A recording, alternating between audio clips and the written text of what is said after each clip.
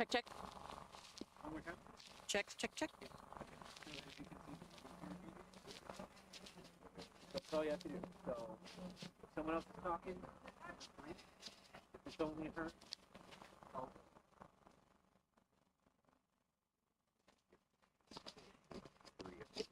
Yeah. Whenever Anna says mic off, just come hit this. You want mic We're on? That's on's fine. Okay. Okay. Okay. I'm gonna go take a nap for about an hour. Great. I will be back. Enjoy. All right. It is 3 o'clock. We have officially hit the 12-hour mark. The first half of our conversations on the bench is complete. We had some great conversations, and the evening has been a little, well, the late night, we were actually pretty active right up until about 11:30, really close to midnight, when we had a new shift come in. And now we have, at 3 o'clock, we have another couple folks coming in to kind of be around and help us out here. And it's definitely been an interesting experience. It's cold, but it's actually, I feel like it's almost not as cold as it was before, but I keep going for little walks, so maybe that's helping. We will be going quiet again, because the understanding is not many people are awake. If we get someone to show up who, we've had some conversations with passersby, some, either didn't want to be on camera or probably shouldn't have been on camera. So if anything else comes up like that, we'll gladly switch the audio back on. But for now, we will sign back off and we can turn the mic off, and we will be back when the next person shows up.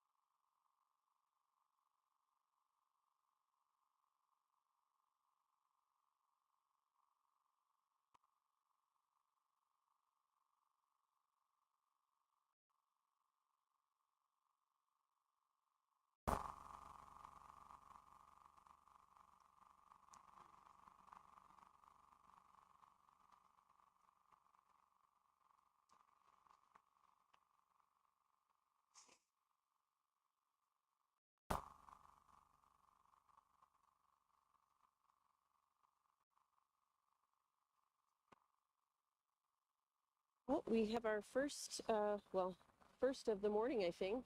First since about midnight. Visitor coming along. It's been pretty quiet for a couple hours, as we can tell. But our friend, Mr. Lonsberry, is paying us a visit. I'll get some of my, how are you, Bob? Want to have a seat on the bench? I have maintained the process of every hour adding a layer, so I'm at about 42 layers each. That's happened on bottom, so we're getting there. Yeah. How are you? I'm doing really well. How are you? Good. How are you doing? You're on your way into work. Yes, ma'am. Yes. Yeah, Okay. yeah. Okay. If anyone is awake and watching, this is Conversations on a Bench. We are at a little after 4, I think, at this point. Yes, ma'am. Right. Okay. And we're here till 3 o'clock, 4 a.m. Friday morning. We're here till 3 p.m. today, and we're just raising awareness about the homelessness issue and doing this in a collaboration with 70 to 100 other rescue missions from across the country. Outstanding. So, yeah. Outstanding. Thanks for stopping by. All committed to Christ in the service of His children. Absolutely. This time of night, this is a question to you. This Mm-hmm. time of night, homeless people are either bunked in someplace. Mm-hmm.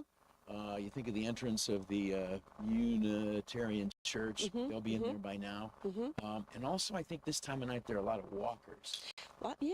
That- Yeah. There are people who will stay warm through Yes. the night by walking. By movement, right. And you're not going to see a lot of them on Main Street, but definitely in the alleyways and, you know, some of the lesser. If you come up South lit. Avenue, Mhm. you get over towards Monroe Avenue. Okay. Yep. And there are folks, like you'll see them, and they just walk, Mhm. and there's sort of sometimes they're pushing carts. Right. Yeah. There's kind of a listlessness to it sometimes. Yeah. And, you know, it changes as the season changes. Yeah. In the summer, you feel okay for them as you drive by and you see that it's, 60 Mhm. degrees out. Mm-hmm. But, today when you're in the lower 40s and it's just starting to feel a little bit like winter, Mm-hmm. you worry about where they're going to be in another month. Absolutely. And I'm trying to, we're trying to make it clear, that this is not by any means an attempt to feel like, oh, now we know what it's like, because Not it's at all. not Yeah, at of all. course, yeah. I know I'm going to go home tomorrow. We have homes to go Right, to. We have right. jobs. We have mental health. Yes. In the United States. I do. Yes. Yeah, Thanks. we don't have addictive Right. problems Yes, that I know. are Yes. common during our Right, lives. right.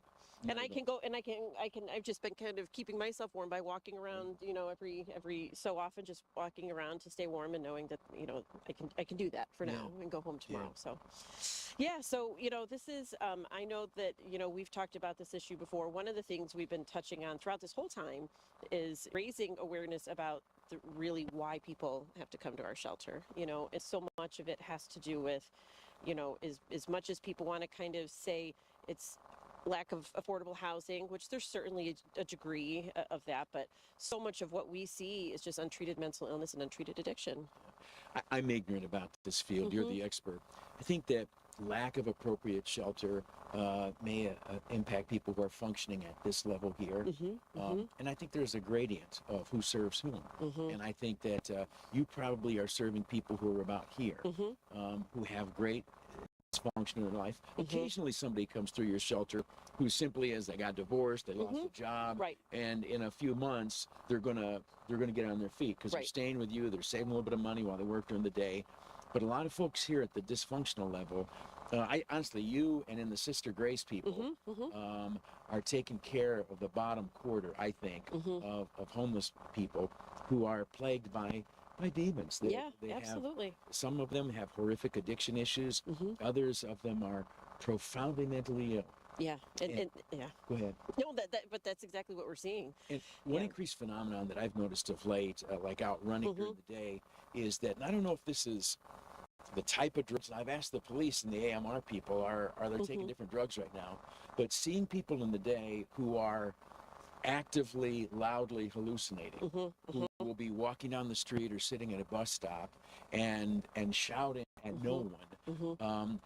That's always been around, but this summer, to be honest with you, there's hardly a day I go running at lunchtime that I won't see 2 or 3. Yeah. You Yeah. know, Yeah. and those people are people, Mm-hmm. and it's cold for them, and they get hungry. Mhm. And again, they are a pain in the arse. Mhm. They're very tough to Mhm. deal with, but they are people. And the deal is that, you are dealing at the compassion level with those. We are, and we are dealing with them on the compassion level and the access to a bed level. And the issue, one of the issues that we're facing is that we can meet them there, but we are not a clinical provider. So these high level needs individuals are coming to our doors, but then when you've got an overcrowded shelter and severe behavioral issues going on as a result of those mental illnesses and addictions, it's difficult to maintain. So we've been talking a lot about that. We've just been in survival mode. God bless those people, but when they show up at your shelter for dinner and a place to sleep, it's not like they all of a sudden get better. Right. It's not like and here's the thing, when folks come together, as you know better than I, there can be frictions, to put it politely. And, when you put a whole lot of crazy in one little box, no disrespect, that causes challenges. All the darkest parts of us come out when we're placed in uncomfortable situations like that. It's wildly stressful. Yes. And these folks have a demonstrated difficulty with stress. You know what I think about is in the Bible, I don't know, but Jesus goes to that the Gadarenes or whatever else like that, and there's the guy in the cemetery, in the catacombs, in the tombs.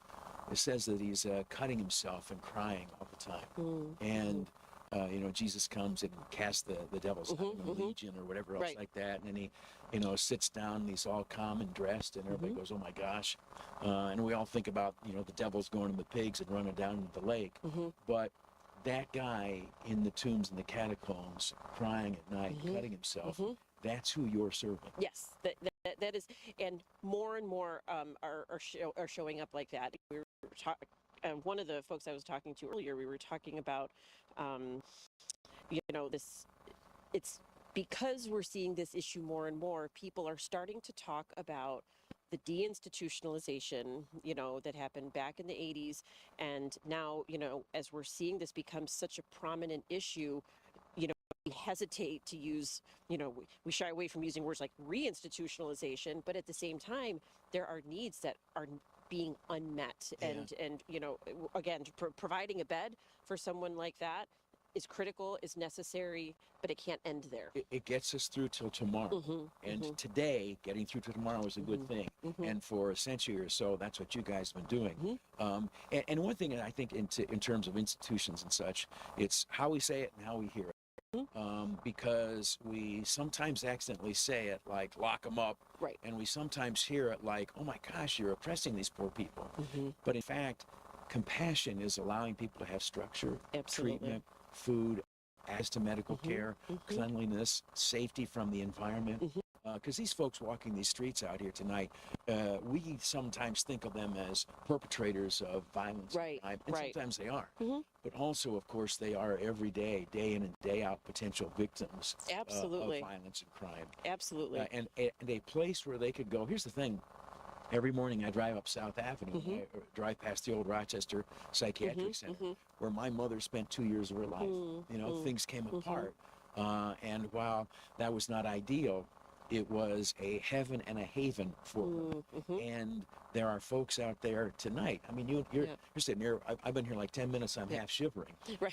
They're people. This is their life, and they need a heaven and a haven as well. And right now, that does not exist. No, it doesn't. And we were touching on, and I'm going to talk a little bit more later in the morning, but the recent executive order that came out, and which had meant to address some of these issues, and they do talk a little bit about it. And there's some strong points of that order, and there's also some holes in that order. And I think the idea and the spirit behind it is, let's get people the treatment that they need.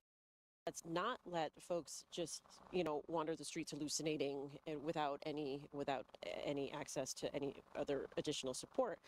But at the same time, we have lost mental health beds, we have lost funding for mental health beds, and we've lost resources. So my concern with something like that is, yes, we know we need that, but we have to make sure that those resources are in place so that we have places to send these folks to. Right. the executive order was a blessing and a curse. It made excellent points, and it came out of the pen of Donald Trump, who I voted for, but some other people didn't. Right. And right. those other people who didn't run this state, and they respond negatively to him. And I'm not criticizing them. Sure. That's just a reality, Right. Right. We need a smiling face to advocate this. Yes. A nonpartisan, we all can feel comfortable with face. And here's the thing. You know, we're just down the street here from the county office building. Historically in New York State, counties have provided services like this. I live in Mount Morris. In Geneseo, there was a county home, which was for the indigent. It was for people of various afflictions, to include mental illness. My great-grandfather ran the Allegheny County Farm for several years, which was a facility where people who had challenges of whatever sort, be it poverty, and again, found mental illness, they got together, they lived, they all farmed together, they ate that. But it was a county-based provision for people who could not care for themselves. And again, not to criticize Monroe County or any county, but there is a piece missing. And we're not supplying it. We're not supplying it, and that's one thing that we've been talking about as we either done interviews or talked about this issue is we really need the full scope of participation. You know, we're really shouldering a lot of this with, you know, private dollars, and in order to really be effective, we have to bring in the support of the clinical providers, mental health providers, addiction counseling providers, and the like law enforcement. You know, we had a guy here earlier who was talking about his outreach and 11 years sober and how he's kind of giving back to the community. And I said, you know, so what was it? What did you do? How did you overcome your addiction? And he said it was through drug court, you know, and we've gotten rid of drug court, you know.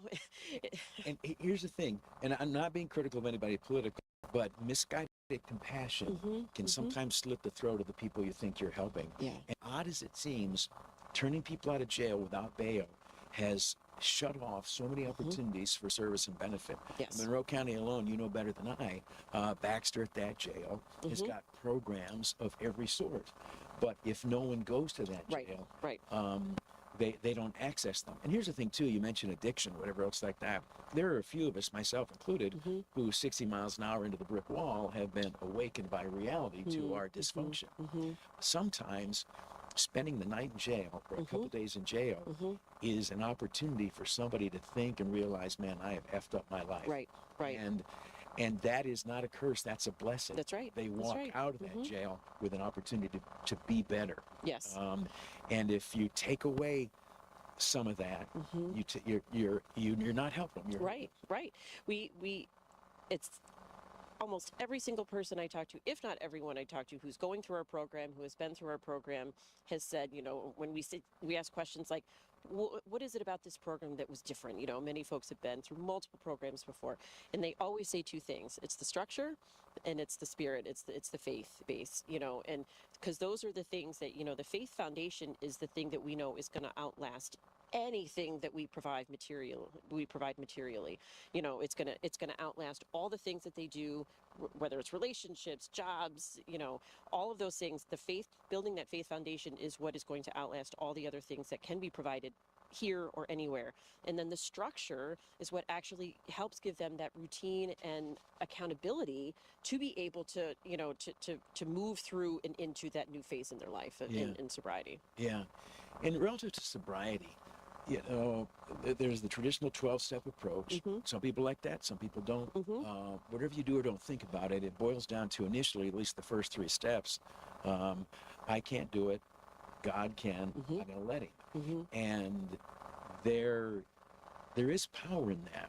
And, you know, you and I are people of faith, and it is not merely psychological power. You know, the Savior who healed the man at the Gadarenes, who allowed him to sit there, calm, cool, collected, dressed appropriately, is, I believe, the only source of true deliverance of that sort. And, you know, the healing may not be exactly the way it was back then, but that same healing and that same power exists, and I think is, you know, God bless all the therapies and all the go off to treatment and all the rehabs. But I honestly think that the Lord may be the only salvation, not just eternally, but in this life, against Yes, some of these yes. demons that afflict people. Absolutely. And we hear that, we see the testimonies of that every day. All of us who work at, Open Door have experienced our own testimony, in many different ways, so we know that that's what works. And our job primarily and fundamentally is to make sure that every single person who goes through those programs has access to at least the understanding in the introduction of the gospel. Yeah, 100%. Yeah. And here's the deal, our government friends, I mean, if there were to be institutions or whatever else like that, they can't, they can't necessarily do those things. But there is much good they can do. And, people through free choice and volunteers, whatever else like that, can add the spiritual component. Absolutely. Yeah. What'd you feed So the folks tonight, What did we feed them? Oh, at your shelter? Oh, I don't know what. You know what was for dinner? I haven't even checked my emails today. There's always, they didn't went out today. Troy, what was for dinner at the shelter today? Here.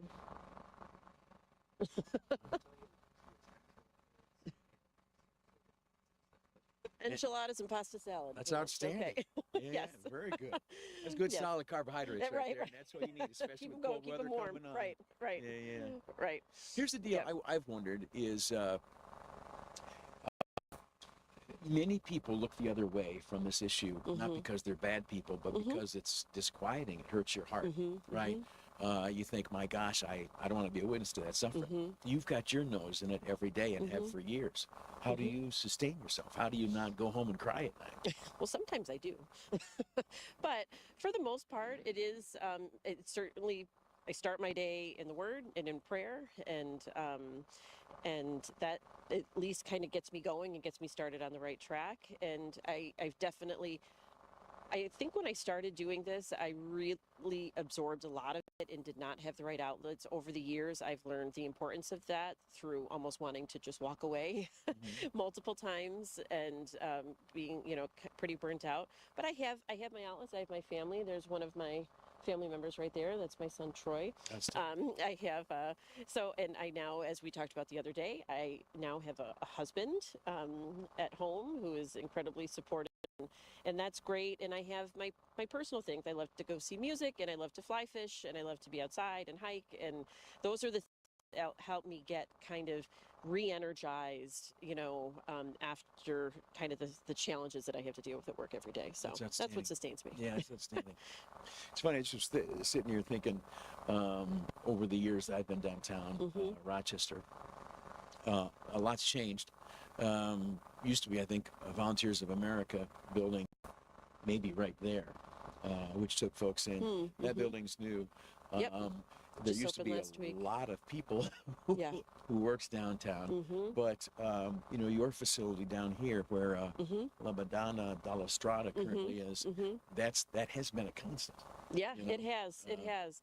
It's definitely an odd feeling to not have that as part of our. I mean, and this is temporary. This is a 1-year thing, but it's definitely a big shift for us. They're probably saying Catholic prayers in there. You gotta understand that, right? I know. We've already kind of. They got a picture of the Pope in Yes, there. I bet you there's no doubt about it. We've covered the walls. It's okay. We've covered it in prayers. Yeah. No, we'll forgive him for that. All right. You still have that one mural up though, right? Yeah. Oh yeah. Okay, Oh good. yeah. Oh Good, yeah. good, That's good. not going anywhere. Here's the thing. I hate words like coalition and such like that. Sound namby-pamby. But a lot of people have different, not just faiths, but views. Versus, especially through government, you have the massive nonprofit world of cut from a different cloth from yours. And again, they may have different priorities, and it may be a different culture. And they may look at you and say, "What kind of religious wingnut is that?"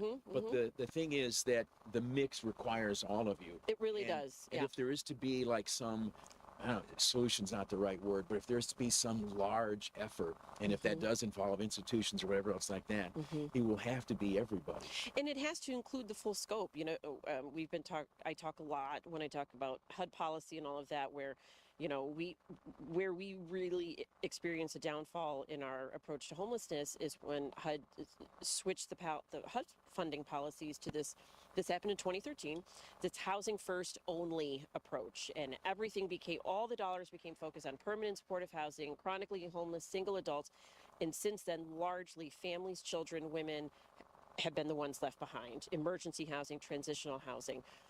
Those are the models, those are the populations that have been left behind.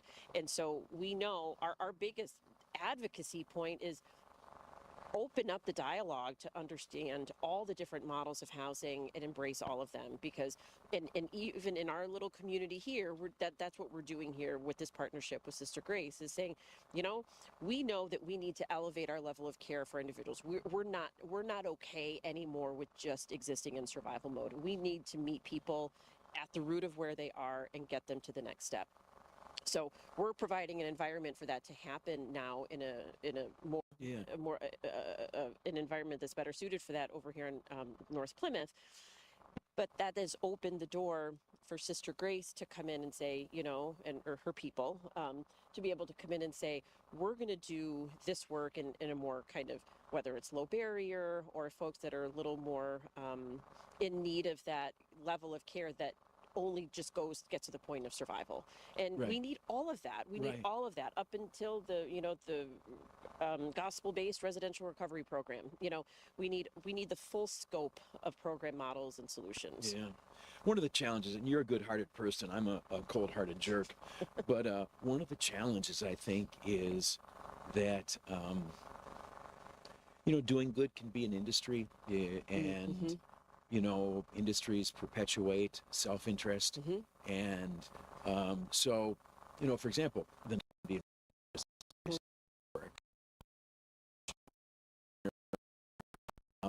and yet Rochester ends up one of the poorest cities in America when you look at childhood poverty. Yeah. We spent more for longer and have some of the worst outcomes in the country. And that's not being critical of anybody, but it does raise the question of, is this work? Right. And pouring money into these channels, which also end up often being channels where politically connected people find very remunerative employment. And I'm not criticizing those people, but it works very well for the folks who administer the programs. I'm not sure that it ultimately benefits the community. Certainly the trend line is not positive and has never been positive. And so you just want to say, are we sure we're doing it exactly right? Yeah. And that's one of the things that we've also been talking about, is the importance of data. And, that can get a little bit mind-numbing when people think data, numbers, and statistics and all of that, because we know, working the front line, it's that behind every number, there's a story and a person. And, and so we know that. But what we also know is that when communities talk at large about their results and their evidence-based, models and things like that, they're using information that's almost exclusively from the programs that they fund. So that comes from HUD, that comes from the county here. That we're getting information based on the programs that are being funded by their outlined priorities and and models. So what it's doing is it's largely leaving out all the other agencies. We're one agency. There's multiple other agencies that are smaller, that are faith-based, that do not receive mainstream funding, that are doing the hard work like we do every single day. None of that data is being shared, and none of, so when we look at a community solution, we're missing half of the data, and the data that we have is either, it's definitely incomplete, and oftentimes I think it's incorrect as well. And so we're not, and then we wonder why the numbers are increasing and no results. To your point, we're spending more and more and more on these programs and still seeing no move in the needle. Being even more cynical, I would say that people typically do and achieve what they want to do and achieve. And so outcomes are seldom accidental. They are typically purposeful. Yes. And again, not being critical of anybody or any organization, but we have this massive nonprofit world, which again creates a lot of highly paid jobs for a lot of very politically connected people. And the seeming misuse of data that you describe justifies and perpetuates that. Right, right. And so when that happens, those people who are benefited by that system have substantiation for their benefit, and they perpetuate that benefit. Right. So I don't imagine from their I know. perspective that's a loss. Right, You know what I'm saying? right, I mean, right. You're looking Right, at it it's from the not. perspective Yeah. of the homeless people. They might have a Yeah. different perspective. And I'm Right. not being critical, because they can do much good, and they do have a lot of power, and they have Right. access to vast money. They do, yeah. For example, if you get into comparative budgets, you look at your operation, you look even at the dramatically smaller operation of the Sister Grace people, and you contrast that with, some of the blue blood nonprofits, and it's astounding. Right, right. And again, not putting them down or whatever, but calling to coalition or calling to cooperation is something that needs to be done. And, Yes. and I hope that they realize at some point that they have true power. And here's the thing, not just that the checks get written to them, but I think that often they sort of pull the strings on the people who write the checks, the governmental folks. Right. And people in the nonprofit world could go to the governmental folks and say, hold it, there may be a different way. Right, And, right. And they may be the only ones who can do that. Right, that's right. One of the reasons that, I think it's I'm tired, so I could be wrong. I think it was a Reagan quote that the goal of any anti-poverty program should be to work yourself out of a job, right?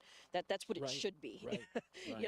And so when we look at, what we want to do here in this building and convert 2 floors into a homeless residential facility, I was talking to one of the city council folks earlier, and he was talking about, like, we just need more housing. We just need to build more housing and build more housing and build more affordable housing.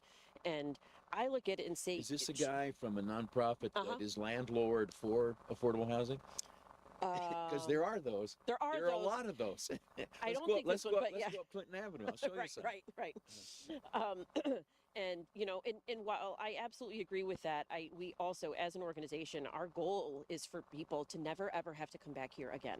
Yeah. They should never have to come back here. It's got to be. So they need, do they need access to affordable housing? Yes, but more importantly, they need to be empowered and encouraged and supported to be able to go and afford their own housing. So and again, it's just, I'm an idiot in the dark of the night talking off the top of my head, but to simply condition people to be dependent at a higher level is not to free them. Right.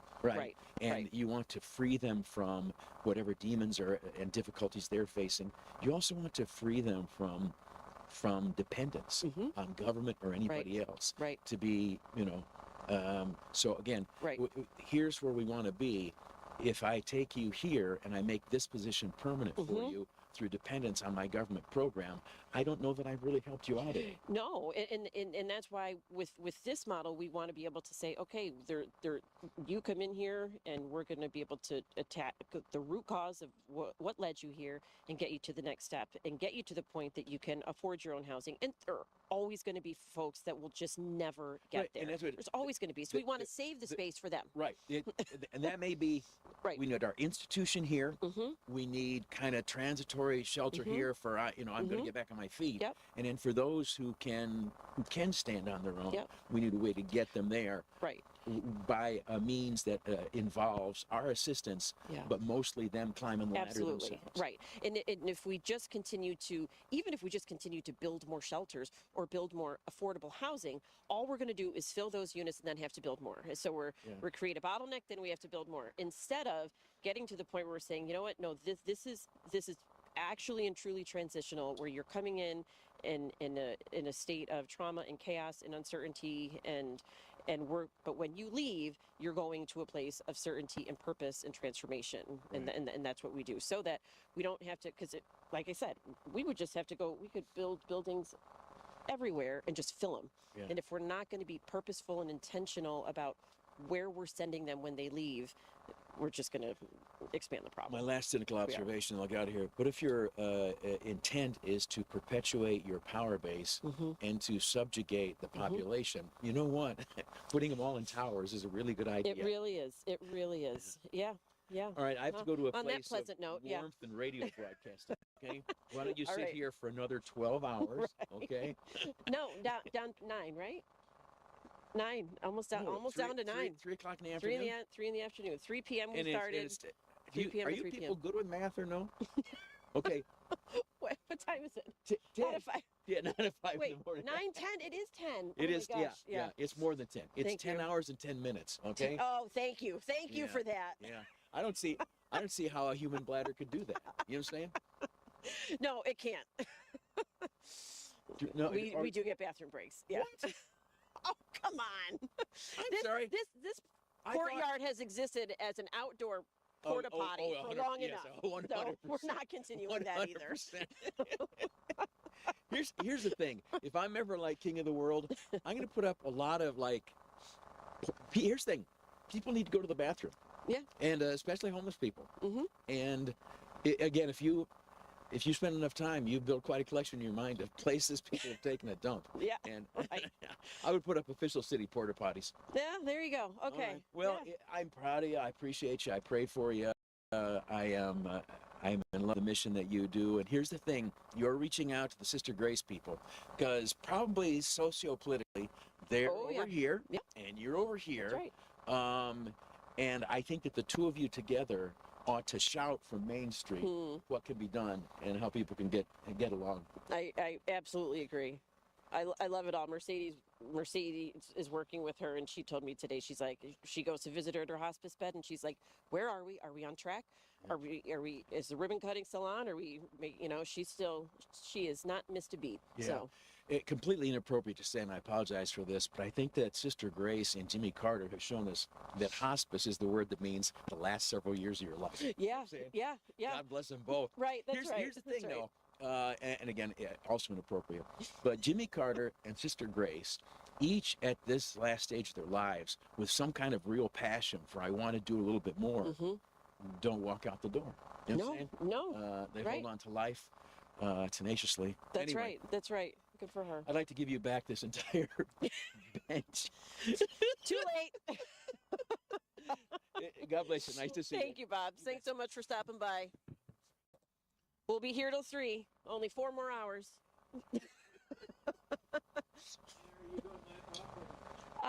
We'll stay on for a little bit. Yeah. So I can rag on Bob for a few minutes. Yeah. Thanks, Bob.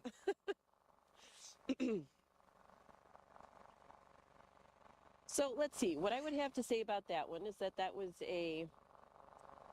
a nice kind of shift.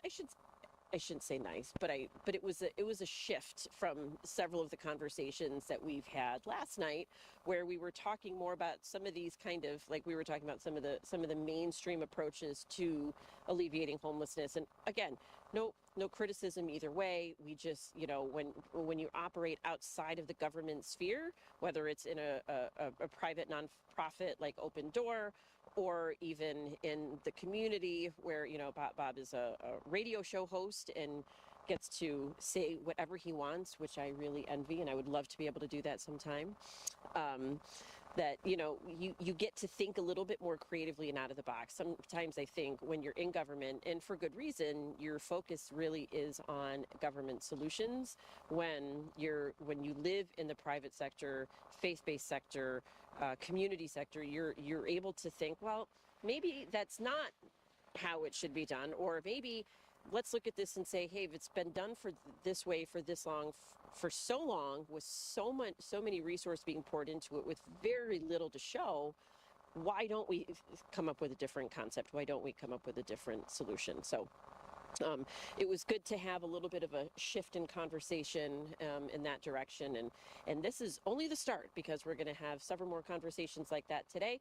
And I will be going over some reviews of what we can be expecting from if and when the government reopens, from the upcoming HUD NOFA and the recent executive order. And with that, we will go mic off for a little bit, let everybody